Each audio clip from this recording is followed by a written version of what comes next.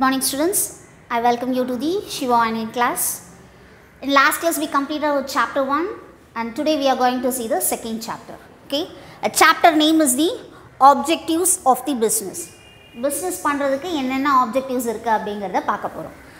In this we are going to discuss now human activities. Humanity-ஆ இருக்கிறவங்களுக்கு என்னென்ன activities இருக்கு அப்படினா.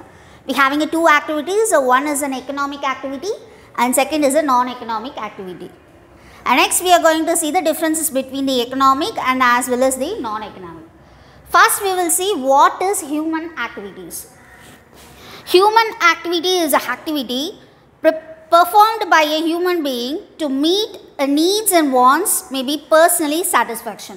தன்னோட பர்சனல் சாட்டிஸ்ஃபேக்ஷனுக்காக தன்னோட நீட்ஸ் அண்ட் வாண்ட்ஸை என்ன பண்ணுவாங்க, சாட்டிஸ்ஃபை பண்ணுறதுக்காக பிஸ்னஸை ஸ்டார்ட் பண்ணுவாங்க. That is called as a human activities. Human ஆக்டிவிட்டீஸை டிஸ்கிரைப் பண்ணணும்னா economic activity, non economic activity ரெண்டு விதமாக பிரிக்கலாம். First is the economic activity. Economic ஆக்டிவிட்டினா பிஸ்னஸ் பண்ணுறதே எதுக்காக பண்ணுவோம், மணி ஏர்ன் பண்ணுறதுக்காக மட்டும்தான் பண்ணுவோம். ஸோ மணி ஏர்ன் பண்ணுறோம் அப்படின்னா monetary terms. So monetary terms வர்றது எல்லாமே வந்து என்னது, எக்கனாமிக் ஆக்டிவிட்டி. நான் மானிட்டரி டேர்ம்ஸ், அதாவது கேஷே ரிலேட்டடே இல்லாமல் ஒரு சர்வீஸ்க்காக பிஸ்னஸ் பண்ணுறதுக்கு பேர் என்னது, non economic activity. Activities undertaken with the object of earning money is called as a economic activity. For example, production of goods by the manufacturer, distribution of goods by the wholesaler. ஒரு economic activity எதுக்காக பண்ணுவோம், money earn பண்ணுற ஒரு பர்பஸ்க்காக தான். So ஒரு ஆர்கனைசேஷனில் first என்ன பண்ணுவாங்க, கூட்ஸை ஃபஸ்ட்டு ப்ரொடக்ஷன் பண்ணிவிட்டு and afterwards they will consumption to the consumers. கன்சியூமர்ஸ்க்கு போகிறதுக்கு முன்னாடி என்ன பண்ணுவாங்க, ஹோல்சேலர்ஸ், ரீட்டைலர்ஸ் இவங்க எல்லாருக்குமே டிஸ்ட்ரிபியூட் பண்ணுவாங்க. இதுக்கான எக்ஸ்பென்சஸ் எல்லாமே செலவு பண்ணால் தான் நமக்கு என்ன கிடைக்கும். Once again I am repeating. Example for the economic activity is production of the goods by the manufacturer and next is a distribution of goods by the wholesaler. So production பண்ண goods consumption ஆகிற வரைக்கும் ஒவ்வொரு பார்ட்லேயுமே ஒவ்வொரு expenses நம்ம செலவு பண்ணிக்கிட்டே இருப்போம். இப்படி நம்ம செலவு பண்ணுறதுனால தான் நமக்கு என்ன கிடைக்கும், ப்ராஃபிட் ஏர்ன் பண்ண முடியும். That is called as a economic activity. But the நான் எக்கனாமிக் ஆக்டிவிட்டிலையும் இதே மாதிரி நம்ம செலவு பண்ணுவோம், ஆனால் எந்த வித ஒரு ப்ராஃபிட்டையும் நம்ம எதிர்பார்க்காம செய்கிற விஷயம். That means activities undertaken to satisfy the social and the psychological needs. அதாவது நம்மளோட சாட்டிஸ்ஃபேக்ஷனுக்காக செய்கிற ஒரு சில விஷயம், ஒரு சில எக்ஸ்பென்சஸ் தான் என்னன்னு சொல்லுவோம், non economic activity. For example, cooking food for the family, celebrating the festival, வாட்சிங் movies in a theatre, doing the meditation. நம்மளோட மதர் வந்து ஃபுட்டு நமக்காக குக் பண்ணி தராங்க, இதுக்கும் நம்ம எக்ஸ்பென்சஸ் செலவு பண்ண தான் செய்வோம். ஆனால் இதுக்கு ஏதாவது நம்ம திருப்பி ரிட்டன் பேக் எதுவும் பண்ணுவோமா, அதெல்லாம் கிடையாது. We don't have any profit in that, but we having some satisfaction there. சைக்காலஜிக்கலாக நமக்கு என்ன ஆகும், பசி எடுக்கும் பொழுது நமக்கு சாப்பாடு தேவை. ஸோ இதுக்கான எக்ஸ்பென்சஸும் என்னது, நான் எக்கனாமிக் ஆக்டிவிட்டி. ஒரு தேட்டரில் போய் டிக்கெட் எடுத்து ஒரு சினிமா பார்க்குறோம், இதுலேயும் நம்ம எக்ஸ்பென்சஸ் செலவு பண்ணுறோம். இதில் நமக்கு எந்த ப்ராஃபிட் இருக்கா, கிடையாது. It is an entertainment purpose. So என்டர்டைன்மெண்ட்டுக்காக நம்ம செலவு பண்ணுற காசு அது. So that is called as a non-economic activity. Once again I am repeating, which will give some monetary values. ஏதாவது ஒரு ப்ராஃபிட் இருக்குது அப்படின்னு சொன்னால் it is called as a economic activity. Profit மோட்டிவே இல்லை, தன்னோட சாட்டிஸ்ஃபேக்ஷனுக்காக மட்டும் பண்ணுறது என்னது, non economic activity. And next we are going to see the differences between the economic and the non-economic activity. Okay, in this we just having a 7 points. The first point is a definition. Definition for the economic activity is, it is undertaken to earn a money or a financial gain for the livelihood. That means it will earning only for the money purpose. ஒரு மணிக்காக மட்டும்தான் earning purpose என்ன, money earn பண்ணி ப்ராஃபிட்டை earn பண்ணணும், இதுக்காக மட்டுமே business பண்ணுறது economic activity. For the non-economic activity is undertaken for the sake of pleasure, sympathy and sentiment. அப்படின்னா என்ன அர்த்தம், சென்டிமெண்ட்டுக்காகவோ மற்றவங்க பரிதாபமாக கேட்கறதுக்காகவோ நம்ம பண்ணுறது என்னது, non economic activity. Okay, for example I am telling, for the economic activity a fruit seller can sell the fruits for the to earn a profit. எதுக்காக fruit seller வந்து ஃப்ரூட் செல் பண்ணுவார், ஒரு சர்டன் அமௌண்ட் ஏர்ன் பண்ணணும் அப்படிங்கிறதுக்காக தான். நான் economic ஆக்டிவிட்டியில் நான் ஏற்கனவே சொன்னது தான், மதர் வந்து ஒரு குக்கை எதுக்காக ஃபுட் பண்ணுறாங்க, அதாவது ஃபுட்டை எதுக்கு குக் பண்ணி கொடுக்குறாங்க, ஃபேமிலியோட சாட்டிஸ்ஃபேக்ஷனுக்காக தான், வேறு எந்த ஒரு பர்பஸ்க்காகவும் கிடையாது. And next is a motive. Motive for the economic activity. என்ன பர்பஸ்க்காக அந்த பிஸ்னஸ் பண்ணுறாங்க? To earn the profit. So sole motive is to earn money. Only one purpose is to earn a money. And next for the non-economic activity is social, psychological or a emotional need. ஒரு டெம்பிளுக்கு போகிறோம், சாமிக்கிட்ட தன்னோட மனசில் இருக்க விஷயத்தை நம்ம என்ன பண்ணுவோம், சொல்லுவோம். இதன் மூலமாக நமக்கு எந்த இதுவும் கிடையாது, ஆனால் நமக்குள்ளே இருக்கிற ஒரு ப்ரேயர் மூலமாக தனக்கு நல்லது நடக்கும் அப்படிங்கிற ஒரு சின்ன சாட்டிஸ்ஃபேக்ஷனுக்காக தான். That is called as a non-economic activity. Motivation புரியுதா? And next is a money measurement. இதில் மணியை எப்படி மெஷர் பண்ணுவாங்க? எக்கனாமிக் ஆக்டிவிட்டியில் எவ்வளோ ஏர்ன் பண்ணியிருக்கோம் அப்படிங்கிறத மெஷர் பண்ணுவாங்க. நான் எக்கனாமிக் ஆக்டிவிட்டியில் ஒரு சின்னதாக ஒரு மன திருப்தி இருந்தாலே போதும். Once again I am repeating for you. All economic activities can be valued in monetary terms. That is, example, the doctor charges rupees 500 for the consulting fees. அதாவது டாக்டர் வந்து கன்சல்டிங் ஃபீஸை எவ்வளோ வாங்குவார்? அவர் பண்ணுறதும் பிஸ்னஸ் தான், ஆனால் அவருக்கும் ஒரு விதமான earnings தேவைன்றதுக்காக he just earn for rupees 500. ஆனால் அதுவே நான் எக்கனாமிக் ஆக்டிவிட்டியில் ஒரு என்ஜிஓ மூலமாக ஒரு ஃப்ரீயாக போய் ஒரு புவர் பீப்புளுக்கு ஒரு ட்ரெஸ்ஸோ இல்லை ஒரு விதமான சாப்பாடோ அந்த மாதிரி கொடுக்குறப்போ அதுவும் எக்ஸ்பென்சஸ் தான், ஆனால் அதில் நமக்கு என்ன கிடைக்காது? ப்ராஃபிட் எதுவுமே கிடைக்காது. ஓகே, புரிஞ்சிருச்சா? And next is a relationship. இந்த economic activities related to the creation of wealth. அதாவது பிஸ்னஸில் நம்ம சம்பாதிச்ச ஒரு பார்ட் ஆஃப் அமௌண்ட்டை we just save for our future. நம்மளோட ஃப்யூச்சருக்காக சில அமௌண்ட்டை சேவ் பண்ணி வச்சுருப்போம். For example, Ram save the part of salary to purchase a house for his own. அவர் வந்து என்ன பண்ணுறான், சேலரியில் ஒரு பார்ட்டை எடுத்து பிற்காலத்தில் தனக்கு ஒரு ஓன் ஹவுஸ் வேணும் அப்படிங்கிறதுக்காக சேவ் பண்ணி வைக்கணும் அப்படின்னு தோணும். That is in the economic activity. In non economic activity do not create the wealth. That means எதுவும் தன்னோட தேவைக்கு என்ன தேவையோ அதை மட்டும் யூஸ் பண்ணிவிட்டு பேலன்ஸ் எதையும் சேவ் பண்ணிலாம் வைக்க மாட்டாங்க. For example, money received as a donation is spent on the charity work. தன்னோட ஸ்பெண்ட் எக்ஸ்பென்சஸ் போக பாக்கி இருக்க அமௌண்ட்டை என்ன பண்ணுவாங்க, சேரிட்டியுக்காக என்ன பண்ணிடுவாங்க, டொனேட் பண்ணிடுவாங்க. This is called as a non-economic activity. And next is a outcome. Outcome in economic activity is production, distribution and consumption of the goods and services. That means ஒரு ப்ரொடக்ஷன் என்ன பண்ணுவாங்க, மேனுஃபேக்சரிங் கம்பெனியில் produce பண்ணி அந்த கூட்ஸை distribute பண்ணி கடைசியில் செல் பண்ணிடுவாங்க. இதுதான் ஒரு எக்கனாமிக் ஆக்டிவிட்டி. ஒரு பிஸ்னஸில் இது தான் பண்ணுவாங்க. ஆனால் நான் எக்கனாமிக் ஆக்டிவிட்டியில் சென்டிமெண்டலாக தனக்கு அந்த ஒர்க்கு சாட்டிஸ்ஃபேக்ஷனாக இருந்தால் போதும் அப்படின்னு நினைப்பாங்க. For example, for the economic activity is Nokia company will produce a cell phone and they will give it to the consumers. So கடைசி என்ன பண்ணுவாங்க, நோக்கியா கம்பெனி ப்ரொடியூஸ் பண்ணி கன்சியூமர்ஸ்க்கு டிஸ்ட்ரிபியூட் பண்ணிவிடுவாங்க. ஆனால் நான் எக்கனாமிக் ஆக்டிவிட்டியில் ஒரு டீச்சர் ப்ரொஃபஷனில் இருக்கிறவங்க ஒரு ஆர்ஃபனேஜ் போய் அங்கே இருக்கிற பிள்ளைங்களுக்கு என்ன பண்ணுவாங்க, டீச் பண்ணுவாங்க.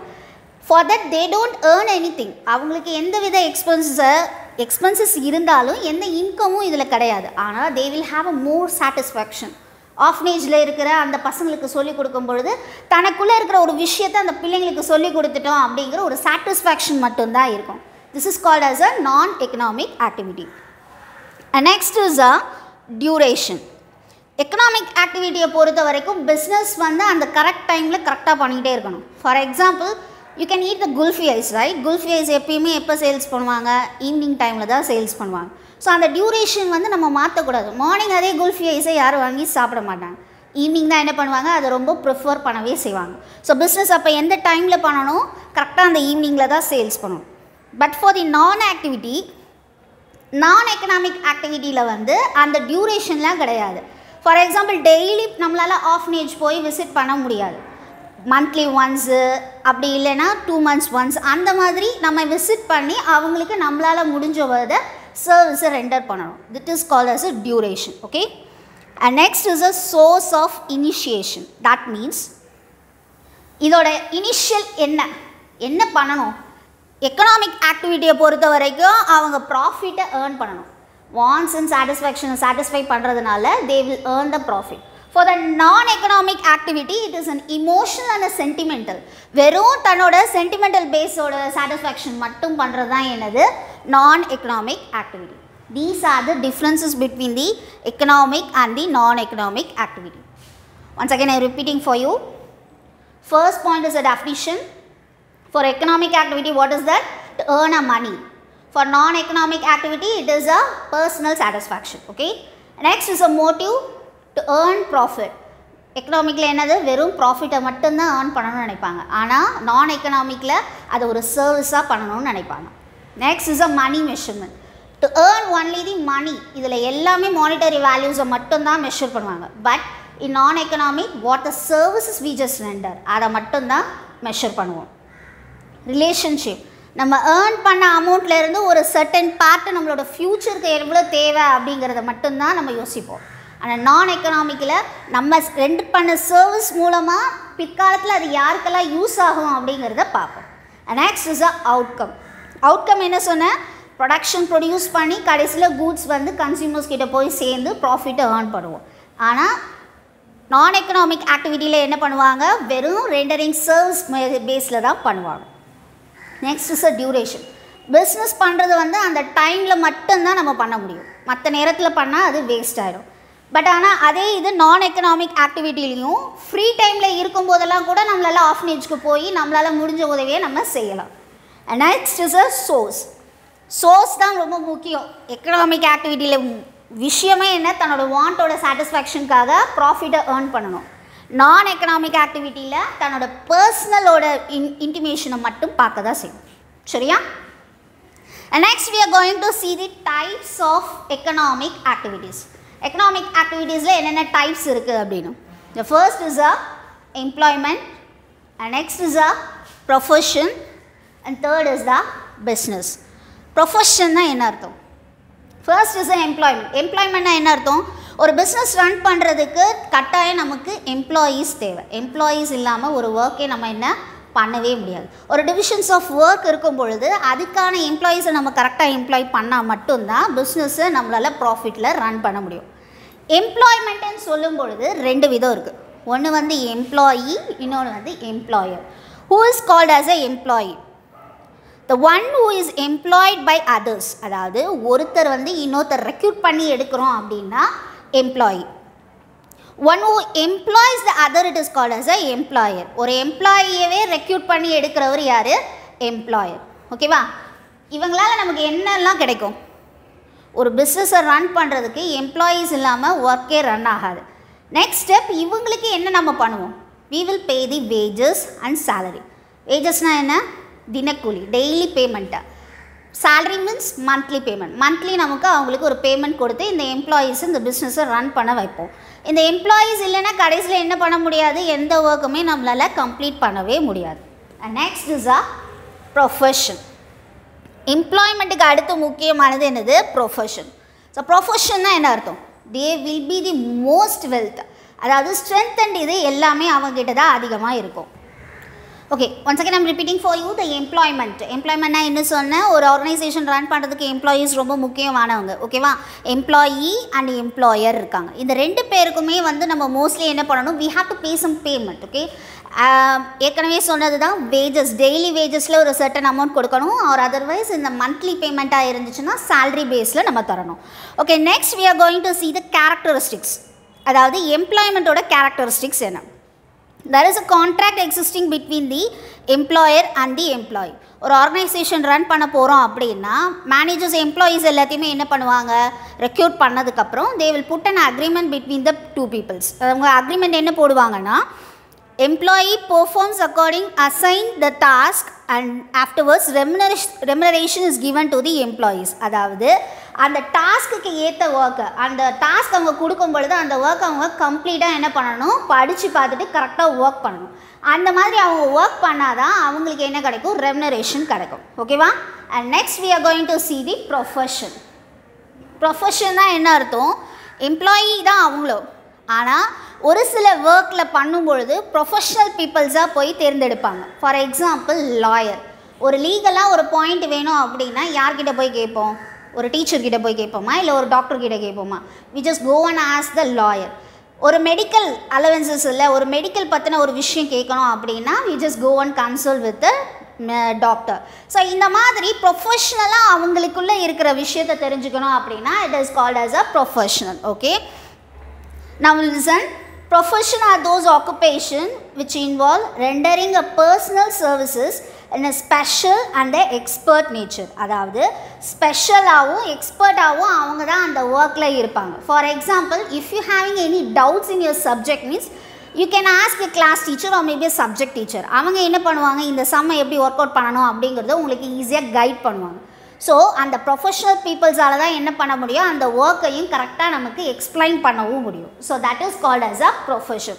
ஸோ ஒரு எக்கனாமிக் ஆக்டிவிட்டி பண்ணுறதுக்கு எம்ப்ளாய்மெண்ட்டுக்கு அடுத்து முக்கியமானது ஸ்பெஷல் பர்சன். அந்த ஒர்க்கை தெரிஞ்ச ஒரு பர்சன் தேவை அப்படின்னா it is called as a profession.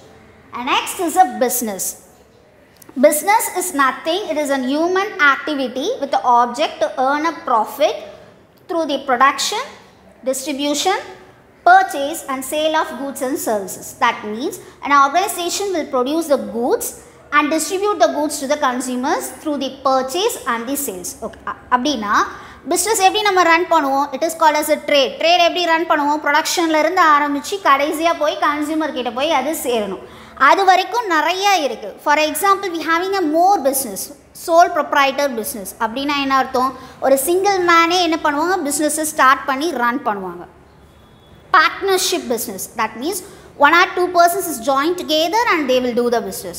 Joint stock company, more than 2 members can join together and start the business. இந்த மாதிரி 3 விதமாக இருக்குது. ஸோ இந்த த்ரீ டைப்ஸ் பிஸ்னஸில் என்ன பண்ணுவாங்க, மோஸ்ட்லி என்ன பர்பஸ்க்காக பிஸ்னஸ் பண்ணுவாங்க, to earn the profit. So ப்ராஃபிட்டை ஏர்ன் பண்ணணும் அப்படிங்கிறதுக்காக தான் இந்த பிஸ்னஸே இருக்குது. ஸோ பிஸ்னஸ் பண்ணுறோம் அப்படின்னா லீகலாக நம்ம என்ன பண்ணணும், we have to record our organisation. நம்ம ஆர்கனைசேஷனுக்கு கரெக்டாக லீகலாக ரெக்கார்ட் பண்ணி நம்ம பிஸ்னஸை பண்ணணும். These are the types of the economic activities. First is a employment. So யார் ஒர்க் பண்ண போகிறாங்க. நெக்ஸ்ட் இஸ் அ ப்ரொஃபஷன், எக்ஸ்பர்ட்டான person. And next is the business. Business na enna sonna, it is a trade. Production la irundhu consumption varaikkum ella vishayathaiyum paakkuradhu. Okay va? And next we are going to see the classification. Okay, economic activities has been classified into activities basis of size, and next is the ownership, and next is the function. First is the size. Size na enna artham, business oda level eppadi irukku அப்படினு.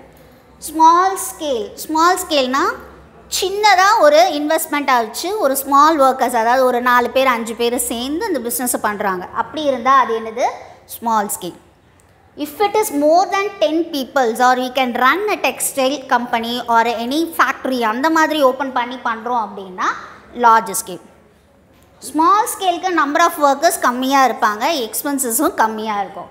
For the large scale business, members will be high. அதிகமான மெம்பர்ஸாகவும் இருப்பாங்க, அதிக ப்ரொடக்ஷனுக்காக எக்ஸ்பென்சஸும் அதிகமாக இருக்கும். That is called as a large scale. Okay, once again I am repeating, activities basis of size. Size baseல business பண்ணுறது. First is called as a small scale and next is a large scale. Next is a activity basis of the ownership. Ownershipனா என்ன சொல்லியிருக்கேன், யார் அதை control பண்ண போகிறாங்க. First is a public, next is a private and third is a joint. Okay, first publicல பார்க்க போகிறோம். பப்ளிக்ன்றது என்ன அப்படிங்கிறத பார்க்கலாம். So public enterprises. The public enterprises means which is owned and managed by the government. Government தான் என்ன பண்ணும், ஓனராகவும் இருப்பாங்க. அந்த பிஸ்னஸை மொத்தத்தையும் மேனேஜ் பண்ணுறது யார், கவர்மெண்ட் மட்டும்தான் பண்ணுவாங்க. For example, departmental undertaking a public work department, அதாவது பப்ளிக் மட்டும் பார்க்குறது எல்லாமே யார் ஓன் பண்ணியிருப்பாங்க, கவர்மெண்ட் மட்டும்தான் அண்டர்டேக் பண்ணியிருப்பாங்க அந்த business. Next is called as a private.